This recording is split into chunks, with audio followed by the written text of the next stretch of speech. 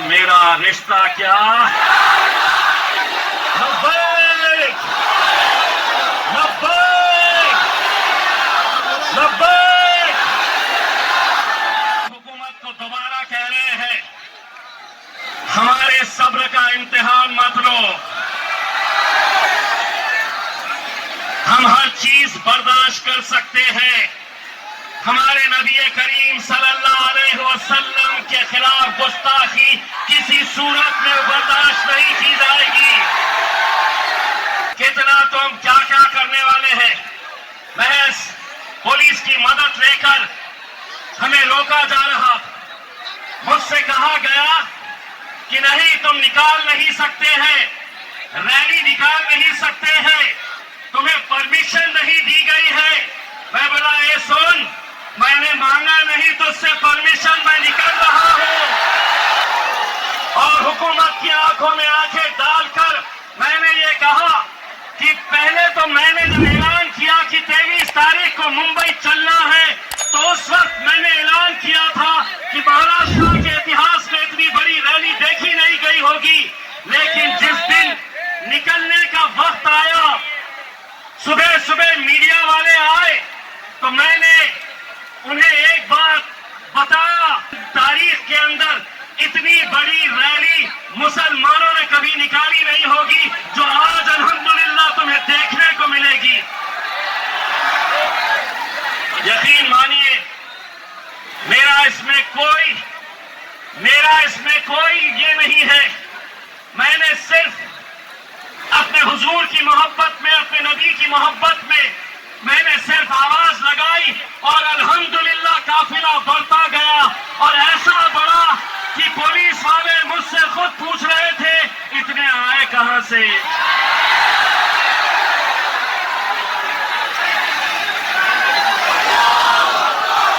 मैंने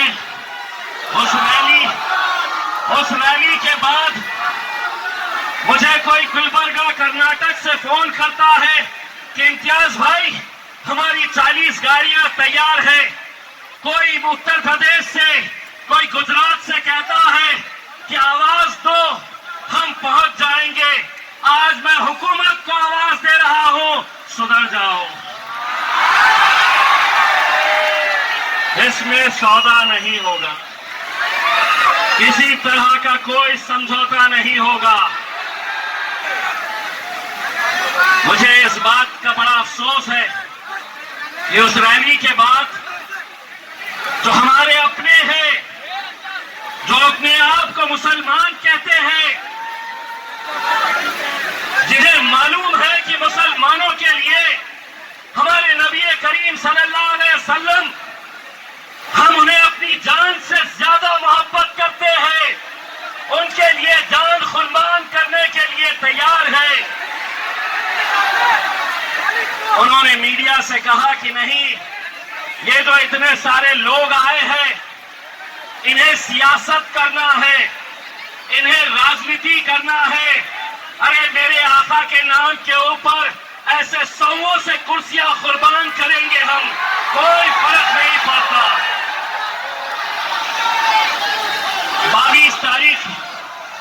22 तारीख की रात मुझे ये बताया गया कि इम्तियाज भाई, इतना बड़ा आप रिस्क मत लीजिए। पहले आप खासदार थे, मेंबर ऑफ पार्लियामेंट थे, आपकी हिफाजत करने की जिम्मेदारी सरकार की थी। आप इतने सारे लोगों को लेकर निकल रहे, अगर कुछ हो गया तो आपके ऊपर आएगा। मैंने कहा, ये जितने लोग चल रहे हैं, ये सिर्फ एक आवाज के ऊपर चल रहे हैं, और वो आवाज यही है कि तेरा मेरा रिश्ता क्या, तेरा मेरा रिश्ता क्या। ये सोच रहे थे कि तुम ही लगाओगे। अरे अल्हम्दुलिल्लाह, इसके लिए हम अपनी जानें कुर्बान कर सकते हैं। सुनो, इसके लिए हम अपनी जानें कुर्बान कर सकते हैं। तो एक मर्तबा जाकर एकनाथ शिंदे, देवेंद्र फडणवीस, अजीत पवार, वो रामगिरी का गला पकड़ के बाहर लाओ।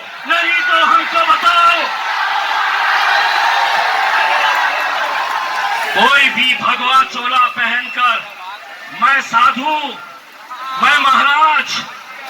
और हद तो ये हो गई, मुख्यमंत्री साहब, आप महाराष्ट्र के मुख्यमंत्री हैं, आप किसी एक जात के और किसी एक धर्म के नहीं है, मेरे भी मुख्यमंत्री हैं आप। लेकिन मुख्यमंत्री एकनाथ शिंदे कितने होशियार हैं, अब मैं आपको बताता हूं। जब ये रामगिरी ने हुजूर के खिलाफ गुस्ताखी की तो दूसरे ही दिन एकनाथ शिंदे आए, उसको बाजू बिठाया और उन्होंने कहा मराठी में, तुमच्या केशालाही हाथ लावू देणार नाही, तेरे बाल को भी धक्का नहीं लगने देंगे। 2 दिन पहले मैंने उसकी तस्वीर देखी तो पता चला वो तो गंजा है, टखला है, बाल ही नहीं है। आप गौर से उसकी तस्वीर देखो, टखले को बोल रहे तेरे बाल को भी धक्का नहीं लगने देंगे। वाह, आप समझे, ये कौम मुर्दार हो चुकी है, इनमें जान बची नहीं है, इनके तरफ से कोई बोलने वाला नहीं है, इनकी तरफ से कोई आवाज उठाने वाला नहीं है। अरे हमने तो सिर्फ एक छोटी सी झलक दिखाए, जिस दिन दोबारा ये ऐलान करेंगे, कोई इसके अंदर हम नहीं चाहते हैं कि कोई राजनीति का झंडा इसमें आए, किसी पार्टी के बैनर के तले नहीं। लेकिन मैं इस महाराष्ट्र के और इस मुल्क के मुसलमानों से हाथ जोड़कर यह अपील करना चाहता हूं, कब तक हम इस तरह बटे रहेंगे?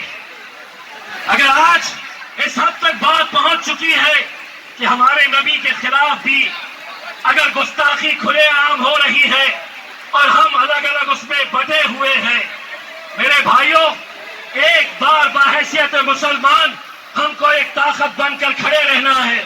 तुम रहो किस जमात में रहना चाहते, किस पार्टी के अंदर रहना चाहते हैं तुम रहो, लेकिन इस मामले के अंदर अगर एक आवाज बनकर खड़े रहे, यकीन मानिए इस कौम के अंदर इतनी ताकत है कि अच्छी अच्छी हुकूमतों को ये झुका सकती है। मेरे भाई, हमसे हमारे दूसरे गैर कौम के लोग पूछते हैं कि आखिर आपके मोहम्मद पैगंबर मुस्तफा सल्लल्लाहु अलैहि वसल्लम आपके लिए क्या मायने रखते हैं?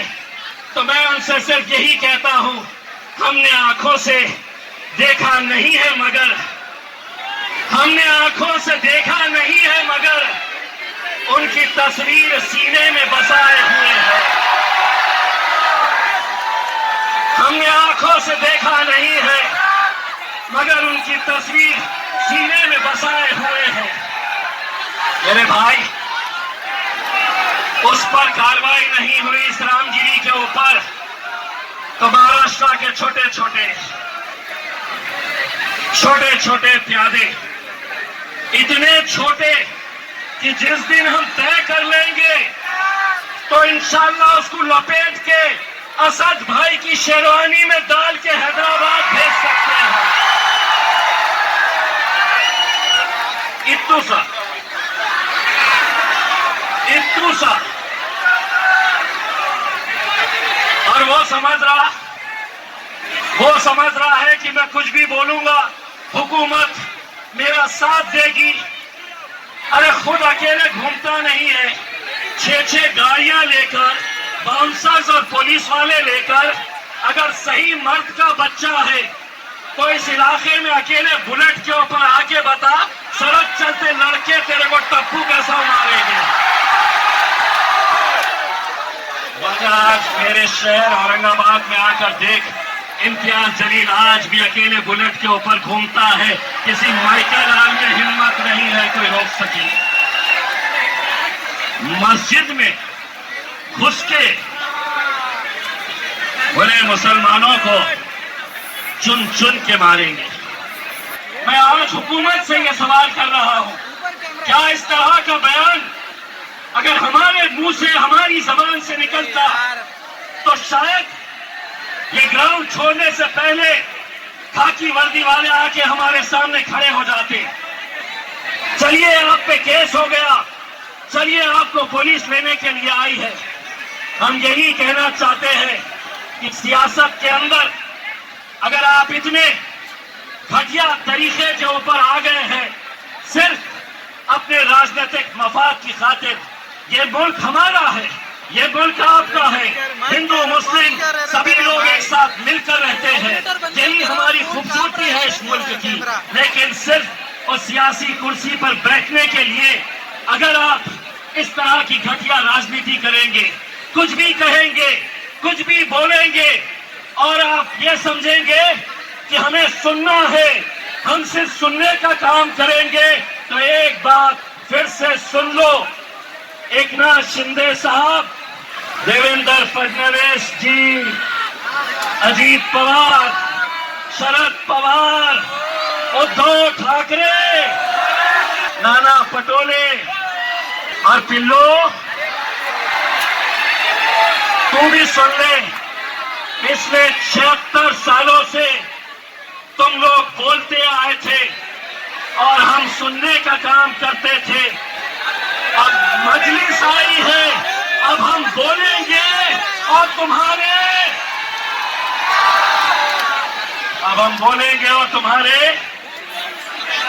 अब्बा को याद करो, उनके तुम्हारे बाप को भी